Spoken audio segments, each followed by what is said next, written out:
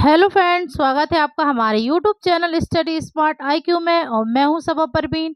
और आज हम फिर पढ़ने जा रहे हैं एसएससी एमटीए 2025 के लिए जी के जीएस की क्लास, जिसमें हम डिस्कस कर रहे हैं प्रीवियस ईयर क्वेश्चंस। ठीक है, और ये हमारी क्लास 9 है और इससे पहले हम 8 क्लासेस ही कर चुके हैं। और आज इस क्लास में पढ़ने वाले हैं 9 अक्टूबर 2024 के शिफ्ट 1 के जी के जीएस के previous year questions. So I hope आपको ये वीडियो पसंद आती हो।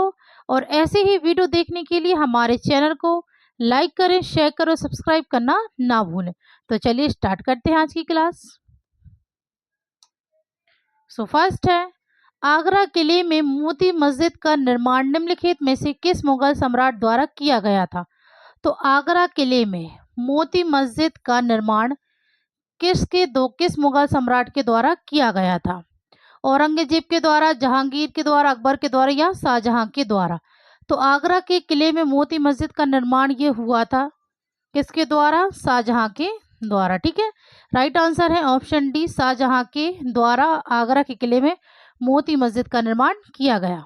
ठीक है, हम बात करें यहाँ पे शाहजहां, तो शाहजहां यह मुगल बादशाह था और इसने 1628 से 1658 तक शासन किया था। ठीक है, 1628 से 1658 तक शासन किया था। और शाहजहां यह जहांगीर का बेटा था। ठीक है, जहांगीर का बेटा था शाहजहां। इसने किन चीज़ों का निर्माण करवाया था? तो इसने निर्माण करवाया था ताजमहल का। ठीक है, इसने ताजमहल का निर्माण करवाया था अपनी बेगम मुमताज की याद में। ठीक है, आगरा में। ओके, आगरा में। फिर इसने दिल्ली में लाल किले का निर्माण करवाया। ठीक है ना, लाल किले का निर्माण करवाया और दिल्ली में जामा मस्जिद का निर्माण भी करवाया था। ओके, शाहजहां ने। ठीक है, इसने ताजमहल बनवाया, दिल्ली का लाल किला और जामा मस्जिद का निर्माण करवाया था और ये जहांगीर का बेटा था। ओके, फिर हम बात करें औरंगजेब की। तो औरंगजेब इसने 1658 से इसने 1707 तक शासन किया था। ठीक है ना, 1658 से 1707 तक शासन किया था औरंगजेब ने। औरंगजेब ये शाहजहां का बेटा था। ठीक है, शाहजहां का बेटा था औरंगजेब। औरंगजेब ने किन चीजों का निर्माण करवाया था? तो इसने निर्माण करवाया था मोती मस्जिद का। ठीक है, इसने मोती मस्जिद का निर्माण करवाया था। ठीक है, और दिल्ली में। ठीक है ना, मोती मस्जिद का निर्माण करवाया इसने दिल्ली में। फिर इसने बादशाही मस्जिद का निर्माण करवाया, बादशाही मस्जिद का निर्माण करवाया था लाहौर में। ठीक है, लाहौर में इसने बादशाही मस्जिद का निर्माण करवाया था। ठीक है, और बीबी का मकबरा बनवाया था। ठीक है, बीबी का मकबरा बनवाया था कहाँ पर? तो ये बनवाया था औरंगाबाद में। ठीक है, फिर बात करें हम जहांगीर की। तो जहांगीर इसने 1605 से 1627 तक शासन किया था। ठीक है, जहांगीर इसने 1605 से 1627 तक शासन किया था। जहांगीर यह अकबर का बेटा था। जहांगीर यह अकबर का बेटा था। ओके, जहांगीर इसने न्याय की जंजीर का निर्माण करवाया था। ठीक है, न्याय की जंजीर का निर्माण करवाया था जिसे बजाकर कोई भी न्याय की मांग कर सकता था राजा से। ठीक है, तो इसका निर्माण करवाया था जहांगीर ने न्याय की जंजीर का। ओके, फिर जहांगीर इसने किन चीजों का निर्माण करवाया? तो जहांगीर ने निर्माण करवाया था शालीमार बाग का। शालीमार बाग का निर्माण करवाया था ये श्रीनगर में। ठीक है, शालीमार बाग का निर्माण करवाया था श्रीनगर में। इसके अलावा इसने इतामुद्दौला इतामुद्दौला का मकबरा बनवाया। ठीक है, इतामुद्दौला का मकबरा बनवाया और इसने नूरजहां का मकबरा बनवाया। ठीक है ना, नूरजहां का मकबरा बनवाया था। ओके, जहांगीर ने। फिर अब हम बात करें अकबर की, तो अकबर इसने 1556 से 1605 तक शासन किया था। ठीक है, 1556 से 1605 तक शासन किया था अकबर ने। अकबर यह हुमायूं का बेटा था। ठीक है ना, यह हुमायूं का बेटा था अकबर। अकबर ने मनसबदारी प्रथा और दीन ए इलाही धर्म की शुरुआत की थी। ठीक है ना, मनसबदारी प्रथा और दीन इलाही धर्म की शुरुआत की थी अकबर ने। ठीक है, अकबर ने किन चीज़ों का निर्माण करवाया था? तो अकबर ने निर्माण करवाया था आगरा का किला, आगरा का किला, पंचमहल, इबादत खाना। ठीक है, आगरा का किला, पंचमहल, इबादत खाना, बुलंद दरवाज़ा। बुलंद दरवाज़ा का निर्माण इसने कब करवाया था? तो ये करवाया था गुजरात विजय के उपलक्ष्य में। ठीक है, और अकबर इसने फतेहपुर सीकरी शहर को बसाया था, फतेहपुर सीकरी शहर को बसाया था अकबर ने। ठीक है, फिर अकबर इसने कौन से युद्ध किए? ठीक है ना, जो इम्पोर्टेंट युद्ध हैं अकबर के, तो जैसे कि पानीपत का दूसरा युद्ध। ठीक है, पानीपत का दूसरा युद्ध ये कब हुआ था? तो ये हुआ था 1556 में, अकबर वर्सेस हेमू के बीच हुआ था। ठीक है, अकबर वर्सेस हेमू के बीच हुआ था पानीपत का दूसरा युद्ध। और एक और हल्दी घाटी का युद्ध। ठीक है ना, हल्दी घाटी का युद्ध, तो ये कब हुआ था? तो ये हुआ था 1576 में, और ये हुआ था अकबर वर्सेस महाराणा प्रताप के बीच हुआ था। ओके, हल्दी घाटी का युद्ध अकबर वर्सेस महाराणा प्रताप के बीच हुआ था 1576 में। ठीक है, फिर यहाँ पे एक बात जहांगीर ने, ठीक है ना, जहांगीर ने अपनी आत्मकथा कौन सी लिखी है? आत्मकथा इसने लिखी है, तो ये लिखी है तुजुक ए जहांगीरी। ठीक है, तुजुक ए जहांगीरी इसमें आत्मकथा लिखी है जहांगीर। ठीक है, चलिए तब हम नेक्स्ट करते हैं। ये थी डिटेल, और जो भी मैंने आपको यहाँ पे लिखवाया है आप उसके नोट ज़रूर बनाइए, और नोट इम्पॉर्टेंट है क्योंकि रिवीजन करने के लिए। ठीक है, तो अब हम नेक्स्ट करते हैं। नेक्स्ट है, निम्नलिखित में से कौन अपनी पुस्तकों the algebra of infinite justice, Kashmir the case for freedom और कैपिटलिज्म आ गोस्ट स्टोरी के लिए जाना जाता है? तो किसे इन पुस्तकों के लिए जाना जाता है? झुम्पा लाहिरी को, सलमान रुश्दी, अरुंधति रॉय या अमिताभ घोष को? तो इन पुस्तकों के लिए जाना जाता है अरुंधति रॉय को। ठीक है, राइट आंसर है ऑप्शन सी, अरुंधति रॉय। फिर हम बात करें झुम्पा लाहिरी की पुस्तक की, तो झुम्पा लाहिरी की है द नेम शेक। ठीक है, मैं आपको यहाँ पे एक एक बताती हूँ उनकी। तो the name shake Jhumpa Lahiri की। सलमान रुश्दी की तो इनकी है मिडनाइट चिल्ड्रंस। ठीक है, मिडनाइट चिल्ड्रन यह है सलमान रुश्दी की। अमिताभ घोष की तो इनकी है द शैडो, एक मिनट, द शैडो लाइंस। ठीक है, ये किसकी है? अमिताभ घोष की पुस्तक। ओके, चलिए तो हम नेक्स्ट करते हैं। नेक्स्ट है, भारत में डैश नृत्य शैली के कुछ प्रसिद्ध कलाकार रोशन कुमारी, शोभना नारायण, माया राव या कुमुदुनी लाखिया हैं। तो यह भारत में किस नृत्य शैली के प्रसिद्ध हैं? छाऊ, मणिपुरी, उड़ीसी और कथक।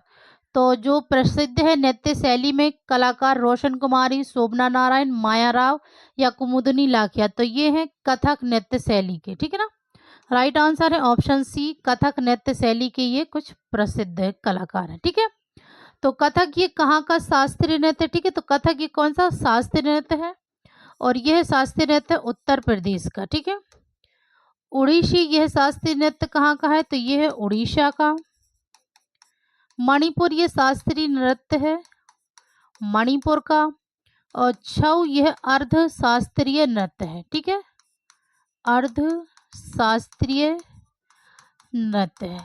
ठीक है, तो कितने शास्त्रीय नृत्य है? तो 8 शास्त्रीय नृत्य है। ठीक है, जिनमें से मणिपुर मणिपुर का, उड़ीसी उड़ीसा का, कथक उत्तर प्रदेश, इसके अलावा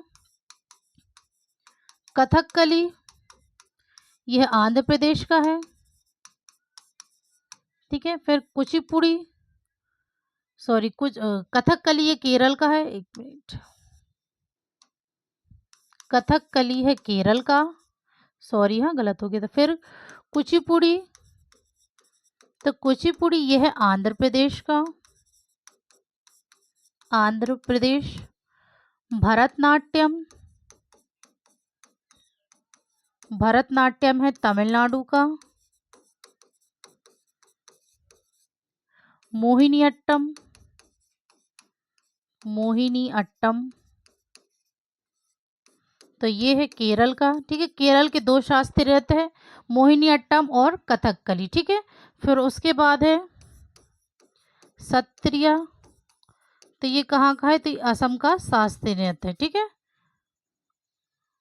ठीक है, तो ये 8 शास्त्रीय नृत्य है। मणिपुरी मणिपुर, ओडिसी उड़ीसा, कथक उत्तर प्रदेश, कथकली केरल, कुचिपुड़ी आंध्र प्रदेश, भरतनाट्यम तमिलनाडु, मोहिनीअट्टम केरल और सत्रिया असम का। ठीक है, तो ये 8 शास्त्रीय नृत्य हैं।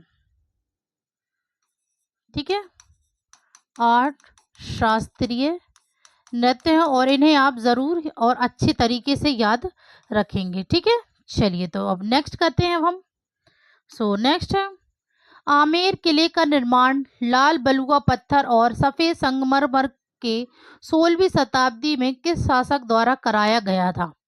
तो आमेर किले का निर्माण ये लाल बलुआ पत्थर और सफ़ेद संगमरमर से 16वीं शताब्दी में किस शासक द्वारा कराया गया था? राजा जयसिंह, राजा उदय सिंह, राजा अमर सिंह या राजा मानसिंह प्रथम के द्वारा? तो यह करवाया गया था राजा मानसिंह प्रथम के द्वारा। राजा मानसिंह ये आमेर के शासक थे। ठीक है, और ये अकबर के सेनापति भी थे। ठीक है ना, राजा मानसिंह। ओके, चलिए नेक्स्ट करते हैं। नेक्स्ट है कब्ज से राहत पाने के लिए निम्नलिखित में से किसका सेवन बड़ी मात्रा में करने की सलाह दी जाती है? तो कब्ज से राहत पाने के लिए किसका सेवन बड़ी मात्रा में करने की सलाह दी जाती है? प्रोटीन की, मांस की, मछली की या फाइबर की? तो कब्ज से राहत पाने के लिए फाइबर का सेवन बड़ी मात्रा में करने की सलाह दी जाती है। तो right answer option D. Okay, चलिए नेक्स्ट करते हैं। नेक्स्ट है इंटर कॉन्टिनेंटल फुटबॉल कप 2023 कहाँ आयोजित किया गया? तो इंटर कॉन्टिनेंटल फुटबॉल कप 2023 ये आयोजित किया कहाँ गया था? चंडीगढ़, भुवनेश्वर, जलपाईगुड़ी या दिसपुर? तो यह आयोजित किया गया था भुवनेश्वर में। Okay, right answer option B Bhubaneswar. चलिए नेक्स्ट है 1974 में शास्त्रीय गायिका नैना देवी को निम्नलिखित में से किस गायन शैली में उनके योगदान के लिए पद्मश्री से सम्मानित किया गया था? तो 1974 में शास्त्रीय गायिका नैना देवी को किस गायन शैली में उनके योगदान के लिए पद्मश्री से सम्मानित किया गया था? ठुमरी, टप्पा, कजरी या दादर? तो इन्हें सम्मानित किया गया था ठुमरी के लिए। ठीक है, राइट आंसर है ऑप्शन ए ठुमरी गायन शैली में उनके योगदान के लिए पद्मश्री से सम्मानित किया गया था नैना देवी को। ठीक है, चलिए नेक्स्ट करते हैं हम। नेक्स्ट है आमतौर पर हंसाने वाली गैस के रूप में जाना जाने वाले यौगिक का रासायनिक सूत्र क्या है? तो आमतौर पर हंसाने वाली गैस के रूप में जाने वाली यौगिक का रासायनिक सूत्र क्या है? तो इसका रासायनिक सूत्र है N2O यानी कि nitrous oxide. Right answer option C. Next है निम्नलिखित में से किस धर्म में उसके अनुयायियों के लिए कृषि निषिद्ध थी? तो किस धर्म में उसके अनुयायियों के लिए कृषि निषिद्ध थी? बौद्ध धर्म, वैष्णव, शैव या जैन धर्म? तो ये थी जैन धर्म में। ठीक है, राइट आंसर है ऑप्शन डी। चलिए नेक्स्ट है राष्ट्रीय बहुआयामी गरीबी सूचकांक 2023 के अनुसार किस राज्य में बहुआयामी गरीबी गरीब लोगों का अनुपात, बहुआयामी गरीब लोगों का अनुपात सबसे अधिक है? तो किस राज्य में है? राजस्थान में, बिहार में, उड़ीसा में या झारखंड में? तो सबसे गरीब यानी कि बहुआयामी गरीबी लोगों का अनुपात जो है तो ये है बिहार में, ठीक है। राइट आंसर है ऑप्शन बी, बिहार। चलिए नेक्स्ट है, भारतीय सशस्त्र अधिनियम 1878 पारित होने के समय भारत का वायसराय कौन था? तो भारतीय सशस्त्र अधिनियम 1878 पारित होने के समय भारत का वायसराय कौन था? कर्जन, रिपन, डफरिन या लिटन? तो इस समय वायसराय था Lytton. Right answer option D, Lytton. Lytton यह 1876 से 1880 तक भारत का वायसराय रहा। लिटन यह सबसे पूर्व वायसराय था, ठीक है, और इसने वर्नाक्यूलर प्रेस एक्ट की शुरुआत की थी, ठीक है ना। यह सबसे पूर्व वायसराय था और इसने वर्नाक्यूलर प्रेस एक्ट की शुरुआत की थी। फिर बात करें हम कर्जन की, तो कर्जन यह 1899 से 1907 तक भारत का वायसराय था, ठीक है। 1899 से 1907 तक यह भारत का वायसराय था और यह सबसे युवा वायसराय था, ठीक है, युवा वायसराय था और इसने बंगाल का विभाजन करवाया था, ठीक है ना, बंगाल का विभाजन करवाया था, ठीक है। फिर बात करें रिपन, तो रिपन यह 1880 से 1884 तक भारत का वायसराय रहा, ठीक है। रिपन 1880 से 1884 तक भारत का वायसराय रहा और रिपन इसने वर्नाक्यूलर प्रेस एक्ट को निरस्त किया था, ठीक है।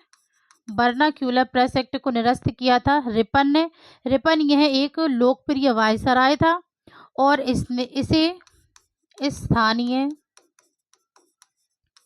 स्वशासन का जनक माना जाता है, ठीक है। स्थानीय स्वशासन का जनक भी माना जाता है रिपन को और यह एक लोकप्रिय वायसराय था, ठीक है।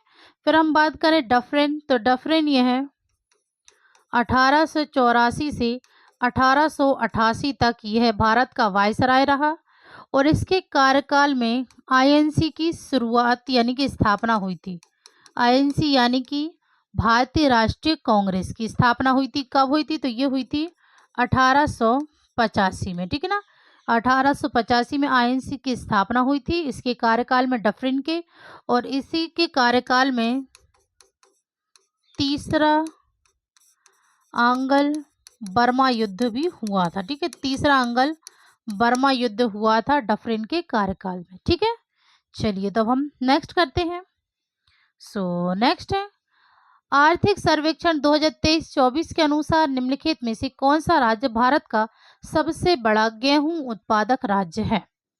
तो 2023 और 24 के अनुसार, ठीक है, आर्थिक सर्वेक्षण के कौन सा राज्य भारत का सबसे बड़ा गेहूं उत्पादक राज्य है?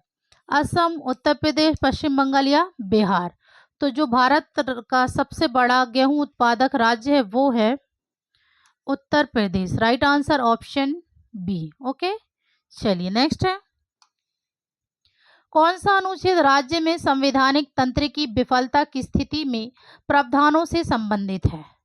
तो कौन सा अनुच्छेद राज्य में संवैधानिक तंत्र की विफलता की स्थिति में प्रावधानों से संबंधित है? तो ये है अनुच्छेद 356। राइट आंसर ऑप्शन ए, अनुच्छेद 356 ये से संबंधित है। ओके, चलिए नेक्स्ट है, भारतीय संविधान ने डैश से सरकार का संसदीय स्वरूप अपनाया है? तो भारतीय संविधान ने कहां से सरकार का संसदीय स्वरूप अपनाया है? यूएसए, रूस, ब्रिटेन या फ्रांस? तो यूएसए से अपनाया है क्या? मौलिक अधिकार, ठीक है। यूएसए से क्या अपनाया है? मौलिक अधिकार। और रूस से अपनाए हैं मौलिक कर्तव्य और फ्रांस से अपनाया है स्वतंत्रता, समानता और बंधुत्व के सिद्धांतों को, ठीक है, सिद्धांतों को लिया गया है, ठीक है ना, फ्रांस से थी। तो सरकार का संसदीय स्वरूप ये अपनाया है कहाँ से? ब्रिटेन से। तो राइट आंसर है ऑप्शन सी, ब्रिटेन, ठीक है। चलिए नेक्स्ट है, निम्नलिखित में से कौन सा 1983 क्रिकेट विश्व कप फाइनल में 38 रन के साथ भारत के लिए सर्वाधिक रन बनाने वाला खिलाड़ी था? तो 1983 में क्रिकेट विश्व कप फाइनल में 38 रन के साथ भारत के लिए सर्वाधिक रन बनाने वाला खिलाड़ी कौन था? कपिल देव, मोहिंदर अमरनाथ, संदीप पाटिल या कृष्णमाचारी श्रीकांत? तो जो सर्वाधिक रन बनाने वाला खिलाड़ी था वो था Krishnamachari Srikkanth. Right answer option D. Okay, चलिए नेक्स्ट है, भारत में औसत वर्षा के अनुसार लद्दाख केंद्र शासित प्रदेश डैश में स्थित है? तो भारत में औसत वर्षा के अनुसार लद्दाख केंद्र शासित प्रदेश यह स्थित है अपर्याप्त वर्षा वाले क्षेत्र में। ओके, राइट आंसर है ऑप्शन ए, अपर्याप्त वर्षा वाले क्षेत्र में स्थित है लद्दाख। ओके, चलिए नेक्स्ट है, ब्रिटेन में भारतीय कपड़ों की लोकप्रियता के कारण भारतीय कपड़ों पर प्रतिबंध लगाने के लिए एक कानून पारित किया गया था। निम्नलिखित में से वह कानून कौन सा था? तो ब्रिटेन में भारतीय कपड़ों की लोकप्रियता के कारण भारतीय कपड़ों पर प्रतिबंध लगाने के लिए एक कानून पारित किया गया था। तो वह कानून कौन सा था? मलमल अधिनियम, कैल्सो अधिनियम, कपड़ा अधिनियम या कैलिको अधिनियम? तो वह कानून कौन सा था? तो वह कानून था कैलिको अधिनियम, ठीक है। राइट आंसर है ऑप्शन डी। चलिए नेक्स्ट, एनोरेक्सिया नर्वोसा किशोरों में होने वाला एक खाने का विकार है, उसके शरीर का भार डैश है? तो एनोरेक्सिया नर्वोसा किशोरों में होने वाला एक खाने का विकार है और उसके शरीर का भार, तो उसके शरीर का भार भारी मात्रा में कम होता है, ठीक है। तो राइट आंसर है ऑप्शन सी, भारी मात्रा में कम होता है। चलिए नेक्स्ट है, कार्बन डाइऑक्साइड पृथ्वी की जलवायु को बदलने में महत्वपूर्ण भूमिका निभाती है, जिसके कारण डैश नामक गंभीर स्थिति उत्पन्न होती है। तो कार्बन डाइऑक्साइड पृथ्वी की जलवायु को बदलने में महत्वपूर्ण भूमिका निभाती है, जिसके कारण डैश नामक गंभीर स्थिति उत्पन्न होती है। तो जिसके कारण ग्रीन हाउस प्रभाव नामक गंभीर स्थिति उत्पन्न होती है। Right answer option D, green house प्रभाव। चलिए नेक्स्ट है, नवरोज निम्नलिखित में से किस समुदाय द्वारा नए साल के रूप में मनाया जाता है?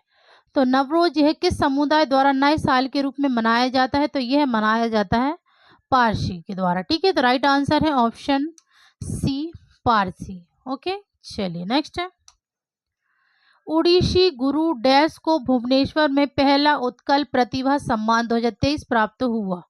तो ओडिशी गुरु डैश को भुवनेश्वर में पहला उत्कल प्रतिभा सम्मान 2023 प्राप्त हुआ? तो यह प्राप्त हुआ रतिकांत महापात्रा को। Okay, right answer option A. चलिए नेक्स्ट है, निम्नलिखित में से कौन सा भारत का सरकारी खाता नहीं है? तो भारत का सरकारी खाता कौन सा नहीं है? भारत के सार्वजनिक खाते, भारत की समेकित निधि, सामान्य भविष्य निधि या भारतीय आकस्मिकता निधि? तो जो कि भारत का सरकारी खाता नहीं है वो है सामान्य भविष्य निधि। Right answer option C. चलिए नेक्स्ट करते हैं, नेक्स्ट है, भारत श्रीलंका राजनयिक संबंधों के 75 वर्ष पूरे होने के उपलक्ष्य में विदेश मंत्री जयशंकर ने मार्च 2023 में जेफरी बाबा it's essential to be there प्रदर्शनी का उद्घाटन किया। जेफरी बाबा कौन थे? तो जेफरी बाबा कौन थे? तो ये थे श्रीलंकाई वास्तुकार। राइट आंसर ऑप्शन ए, श्रीलंकाई वास्तुकार, ठीक है। चलिए नेक्स्ट करते हैं, नेक्स्ट है, तेंदुलकर समिति के आधार पर राष्ट्रीय गरीबी रेखा को निम्नलिखित में से किसके रूप में परिभाषित किया गया था? पहला, ग्रामीण क्षेत्रों के लिए प्रति व्यक्ति प्रति माह रुपये 816। दूसरा, शहरी क्षेत्रों के लिए प्रति व्यक्ति प्रति माह 1000 रुपये। तो तेंदुलकर समिति के आधार पर राष्ट्रीय गरीबी रेखा को किसके रूप में परिभाषित किया गया था? तो ये दोनों ही रूप में परिभाषित किया गया था। ठीक है, कि ग्रामीण क्षेत्रों के लिए प्रति व्यक्ति प्रति माह 816 रुपये और शहरी क्षेत्रों के लिए प्रति व्यक्ति प्रति माह 1000 रुपये। तो राइट आंसर है ऑप्शन बी, 1 और 2 दोनों सही हैं। ओके, चलिए नेक्स्ट है। 2023 में कांग्रेस सांसद शशि थरूर को डैश पर संसदीय समिति का अध्यक्ष नामित किया गया था? तो कांग्रेस सांसद शशि थरूर को डैश पर संसदीय समिति का अध्यक्ष नामित किया गया था। तो यह नामित किया गया था इन्हें रसायन एवं उर्वरक। ठीक है, राइट आंसर है ऑप्शन ए, 2023 में कांग्रेस सांसद शशि थरूर को रसायन एवं उर्वरक पर संसदीय समिति का अध्यक्ष नामित किया गया था। ओके, तो ये थी आज के हमारे क्वेश्चंस।